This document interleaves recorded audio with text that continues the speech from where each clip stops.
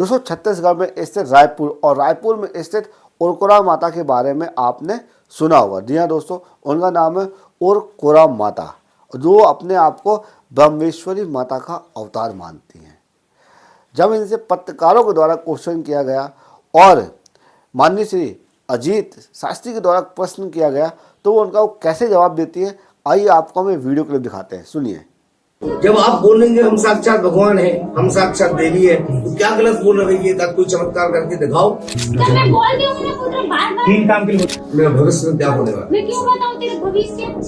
हमने तो ऐसा पुत्र, तुम लोग भगवान को बोलते हुए देखो, नहीं देखे कोई सोल्यूशन। आप माता को तो साक्षात मालूम है ना कि मैं आया हूँ, तो मेरा भूत भविष्य वर्तमान सब मालूम माता को। तो मेरे बारे में पिछला कुछ बता दे, आगे को बता दे।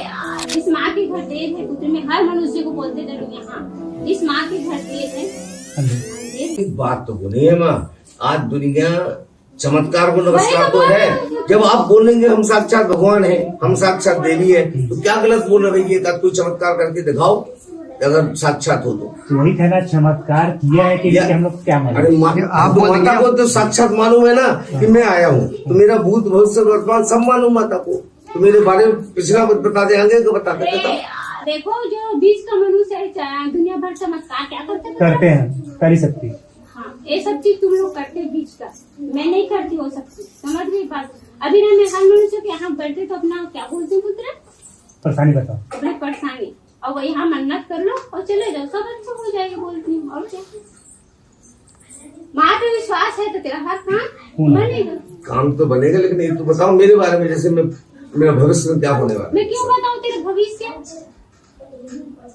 मैं भविष्य बताने के लिए थोड़ी ना बैठी हूँ।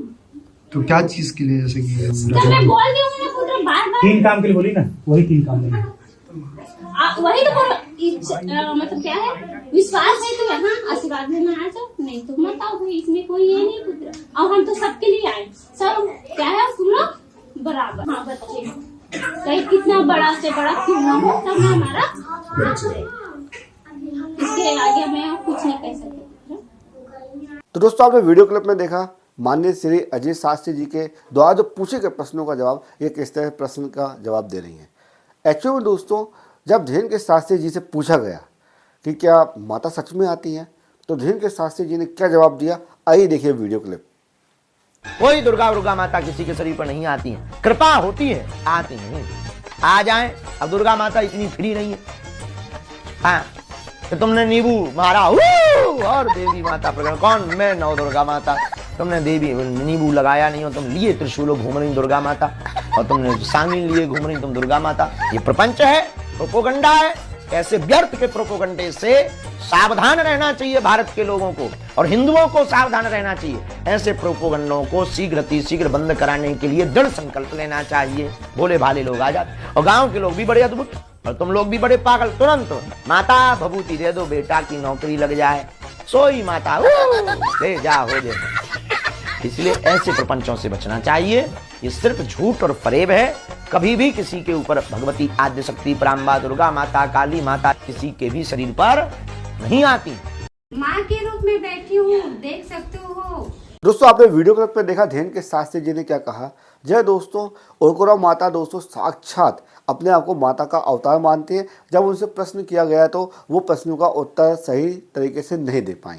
बहुत से पत्रकार आते हैं उनके पास प्रश्न करने के लिए। इवन उनके खिलाफ तो भिलाई न्यूज़ के जो यशवंत जी हैं, उन्होंने पुलिस थाने में कंप्लेंट दर्ज करवाई कि ये पाखंड कर रही हैं, जनता को बेवकूफ़ बना रही हैं, और भी कुछ बहुत सारी बातें उस पत्र में लिखी हुई थी। हमें जानकारी नहीं इस विषय को लेकर, लेकिन दोस्तों कंप्लेन तो हुई है। अब बात आती है दोस्तों कि उरकोरा माता जो है दोस्तों कुछ ज़्यादा उम्र की नहीं है, ये 8वीं तक पढ़ी हुई माता हैं, और 8वीं के साथ साथ दोस्तों इनकी पहले परिस्थिति ज़्यादा ठीक नहीं थी। फिर धीरे धीरे दोस्तों इन्होंने अपने आपको प्रसिद्ध करने के लिए माता का इन्होंने इस तरह का उपयोग किया, और भाव आते हैं इन्होंने फिर लोगों की उनकी समस्या बताने लगी, और धीरे धीरे ये दरबार लगाने लगी। अब होता क्या है दोस्तों, गांव के जो लोग होते हैं बहुत सीधे साधे होते हैं, वो बहुत जल्दी विश्वास कर लेते हैं, और गांव के जो लोगों की समस्याएं होती हैं वो कुछ ही समस्याएं होती हैं कि भाई बेटी की शादी नहीं हो रही है, ठीक है, हमारे बीमारी से परेशान है, हमारे लड़का की नौकरी नहीं लग रही है, और भी एक आध दो मोस्टली परेशानी जो चलती है कि हमारी बहू बहुत ज़्यादा परेशान कर रही है। किसी का ससुर परेशान करता है, किसी की सास परेशान करती है। आदमी के भाव आल चाल को देखकर इंसान समझ जाता है। और आप किसी को 5 समस्या बताओगे तो 5 में से 2 तो आपकी स्वाभाविक सी बात है कि आपकी निकलेगी। इवन कभी कभी ऐसा होता है कि 5 की 5 समस्याएं हमारे पास रहती है। धैर्य के शास्त्री जी ने कई बार अपने वीडियोस में बताया है कि अगर दरबार लगाना है तो कुछ चीज़ सीख लीजिए, कुछ चीज़ बोलना सीख लीजिए, समझना सीख लीजिए। सबसे पहले आजकल चल रहा है माइंड रीडिंग। आजकल आपने देखा होगा कई लोग पर्चा बनाते हैं, बाकायदा आदमी को देखते हो उसके बाकायदा लिख देते हैं उसके बारे में, फिर उससे पूछते हैं कि आप बताइए आपकी क्या समस्या है। जब वो समस्या बताता है और उसके बाद वो पर्चा दिखा दे, देखिए ये पर्चा है, मैंने आपकी समस्या लिखा है। तो ये माइंड रीडिंग का काम है दोस्तों। कई बार मतलब कई लोगों ने साबित भी कर चुके हैं। अब ये गेम पुराना हो चुका है, ठीक है। तो दोस्तों उर्वरा जो माता है दोस्तों, ब्रह्मलेश्वरी माता का अवतार बताती है अपने आप को, और एक तरह का दोस्तों ये भी पाखंड कर रही है। पाखंड जब इनका उजागर हो गया तो इनके खिलाफ कंप्लेंट भी की गई। अब ऐसी स्थिति आ गई दोस्तों कि इनके पास कोई आता नहीं है और स्थिति बहुत बेकार हो गई है। पहले दोस्तों इनके पास बहुत भीड़ लगी रहती थी, लेकिन अब दोस्तों ऐसा कुछ नहीं है। अब लोग इनके पाखंड को समझ चुके हैं। पाखंड ज़्यादा दिन नहीं चलता, चाहे कोई भी हो। कोई व्यक्ति अगर पाखंड करेगा तो पाखंड का भांडाफोड़ हो ही जाता है। खासकर देवी देवताओं को लेकर जो पाखंड करते हैं दोस्तों, ये बहुत बड़ा अपराध करते हैं। वो समाज में तो अपराध है ही, वो ईश्वर की नज़र में भी अपराध है। भगवान के बारे में अगर आपको जानना है तो सबसे पहले आपको सनातन धर्म के शास्त्रों को और वेदों को और श्रीमद् भागवत गीता को आपको पढ़ना होगा, समझना होगा। तब कहीं जाके दोस्तों आप समझ पाओगे कि जीवन का रहस्य क्या है। आप अगर पढ़ना चाहते हैं तो दुर्गा सप्तमी है, बहुत सारी चीज़ें हैं आप पढ़ सकते हैं। श्रीमद् भागवत गीता है और रामायण है, बहुत सारे हमारे शास्त्र है, उनका जब आप अध्ययन करेंगे तो आपको ईश्वर का सत्य ज्ञान होगा। लेकिन दोस्तों जिस तरह से आज समाज में आपने देखा होगा, समाज में आजकल दोस्तों देवी देवताओं की प्रतिमा के सामने बैठकर, बाजू में बैठकर दोस्तों किस तरह से भाव खेला जा रहा है, लोगों की समस्याएं बताई जा रही हैं और लोगों को इनके दावा जो करते हैं कि हम ये सब कर देंगे वो सब कर देंगे दोस्तों, ये सब दोस्तों एक प्रकार का ये सब पाखंड कर रहे हैं।